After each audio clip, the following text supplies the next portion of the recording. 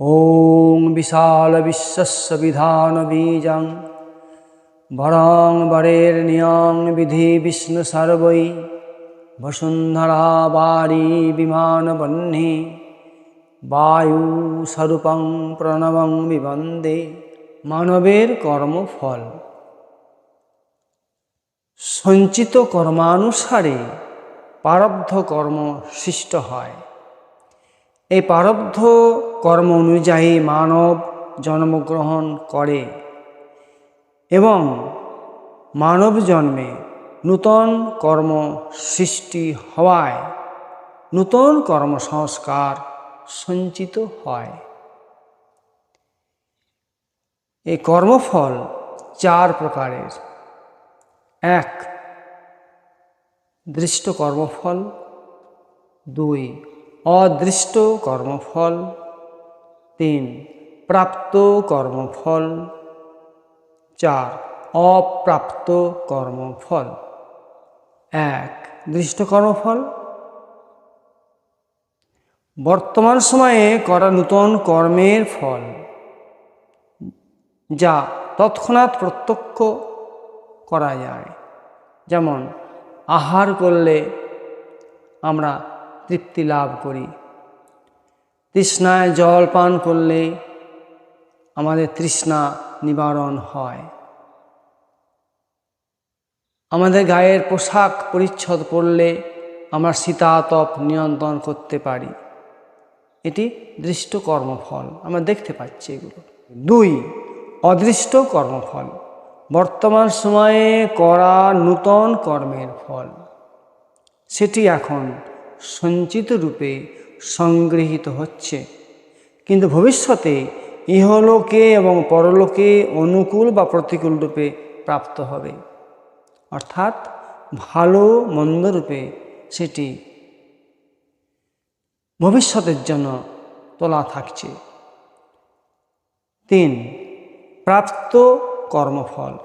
প্রারব্ধ অনুযায়ী বর্তমানে প্রাপ্ত শরীর, জাতি, বর্ণ, সম্পদ ইত্যাদি অনুকূল এবং প্রতিকূল পরিস্থিতি, একে বলা হয় প্রাপ্ত কর্মফল। আমার প্রারব্ধ অনুযায়ী বর্তমানে আমি যা পাচ্ছি, যেটা পেয়েছি, শরীর পেয়েছি, আমি কোন জাতিতে জন্মগ্রহণ করেছি সেটি পেয়েছি, আমি কোন বর্ণে এসেছি সেই বর্ণ পেয়েছি, আমার সম্পদ ইত্যাদি, এই যে অনুকূল এবং প্রতিকূল পরিস্থিতি, শুভাশুভ, একে বলা হয় প্রাপ্ত কর্মফল। চার, অপ্রাপ্ত কর্মফল। প্রারব্ধ কর্মের ফলরূপে যে অনুকূল বা প্রতিকূল পরিস্থিতি ভবিষ্যতে মিলতে পারে, এই উপরিউক্ত চার প্রকারের কর্মফলগুলিতে দৃষ্ট এবং অদৃষ্ট কর্মফল ক্রিয়মান কর্মের অধীন তথা প্রাপ্ত এবং অপ্রাপ্ত কর্মফল প্রারব্ধ কর্মের অধীন। প্রাপ্ত যেটা পেয়েছি এবং অপ্রাপ্ত সম্পূর্ণ প্রারব্ধের কর্মফলের অধীন। কর্মফল ত্যাগ করার অর্থ দৃষ্ট কর্মফলের আগ্রহ না রাখা এবং তা পেলে প্রসন্ন বা অপ্রসন্ন না হওয়া, এবং অদৃষ্ট কর্মফলের আশা না করা, প্রাপ্ত কর্মফলের কামনা না করা, যে যেন দুঃখ দূর হয় এবং সুখ আসে। সাধারণ মানব কোনো না কোনো কামনা নিয়ে কর্ম আরম্ভ করে এবং কর্মের সমাপ্তি পর্যন্ত তারই চিন্তা করতে থাকে। যেমন ব্যবসায়ী অর্থলাভের ইচ্ছায় ব্যবসা আরম্ভ করলে তার বৃত্তিগুলি অর্থের লাভ ক্ষতির দিকেই থাকে, যেন তার লাভ হয়, ক্ষতি না হয়। অর্থ লাভ হলে সে প্রসন্ন হয়, আর ক্ষতি হলে দুঃখিত হয়। এইভাবে সকল ব্যক্তি, স্ত্রী, পুত্র, ধনসম্পদ, মান, যশ, কীর্তি ইত্যাদি কোনো না কোনো অনুকূল ফলের আশা নেই কর্ম করে, কিন্তু কর্মযোগী ফলেচ্ছা ত্যাগ করে কর্ম করেন। এখন প্রশ্ন উঠতে পারে যে যদি কোনো ইচ্ছাই না থাকে তাহলে মানব কর্ম করবে কেন? এর উত্তরের সর্বপ্রথম কথা হলো এই যে কোনো মানব কোনো অবস্থায় কর্ম সর্বতভাবে ত্যাগ করতে পারে না। যদি এরূপ মেনে নেওয়া যায় যে মানব বেশিরভাগ কর্ম সর্বত ত্যাগ করতে পারে, তাহলেও মানবের অন্তরে যতক্ষণ সংসারে আসক্তি থাকে ততক্ষণ সে শান্তি পায় না, অর্থাৎ কর্ম না করে থাকতে পারে না। তার বিষয় চিন্তা অবশ্যই হবে, যেদিকে কর্ম করাই বোঝায়। বিষয়ের চিন্তা হওয়ায় সে ক্রমশ পতনের দিকে চলে যায়। সেই জন্য যতক্ষণ আসক্তি সর্বতভাবে দূর না হয় ততক্ষণ মানব কর্ম থেকে মুক্তি পায় না। কর্ম করলে পুরাতন আসক্তি নাশ হয় এবং নিঃস্বার্থভাবে পরহিতের জন্য কর্ম করলে নূতনভাবে আসক্তি উৎপন্ন হয় না।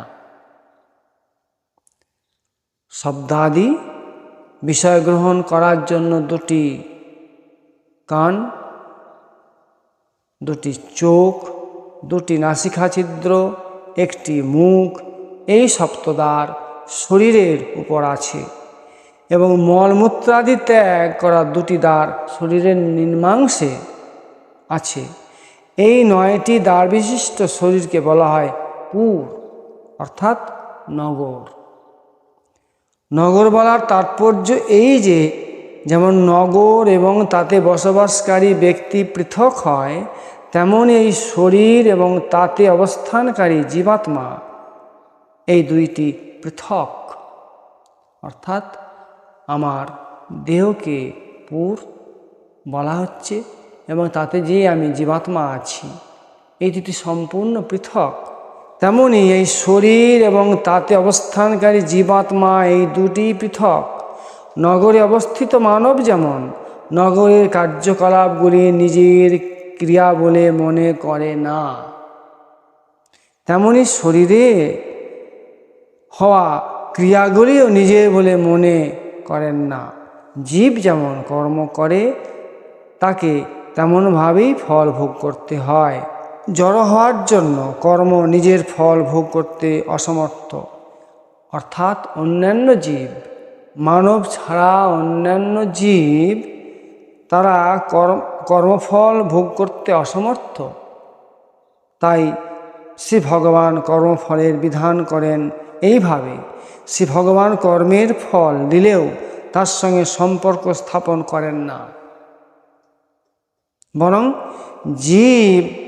এই জীবাত্মাই তার সঙ্গে নিজ সম্পর্ক স্থাপন করে।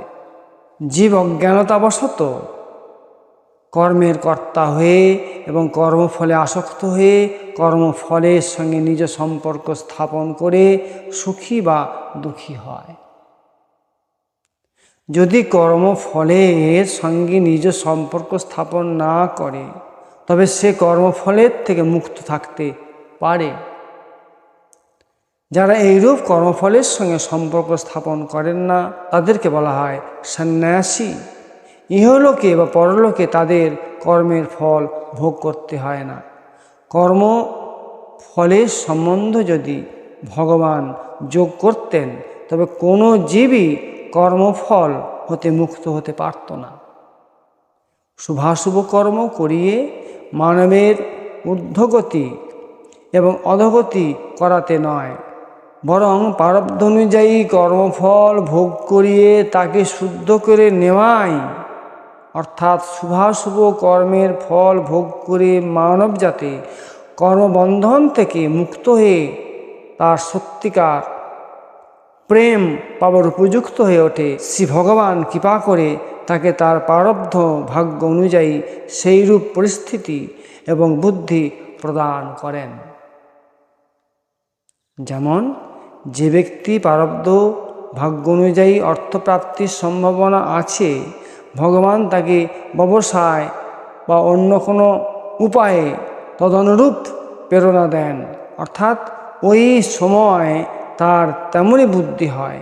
এবং যার প্রারব্ধ অনুযায়ী ক্ষতির সম্ভাবনা থাকে অথবা ইত্যাদি কোনো ব্যাপারে তেমনই প্রেরণা দেন। তাৎপর্য এই যে মানব যাতে নিজ শুভ অশুভ কর্মের ফল ভোগ করতে পারে ভগবত প্রেরণাতে, তার তেমনই পরিস্থিতি ও বুদ্ধি তৈরি হয়।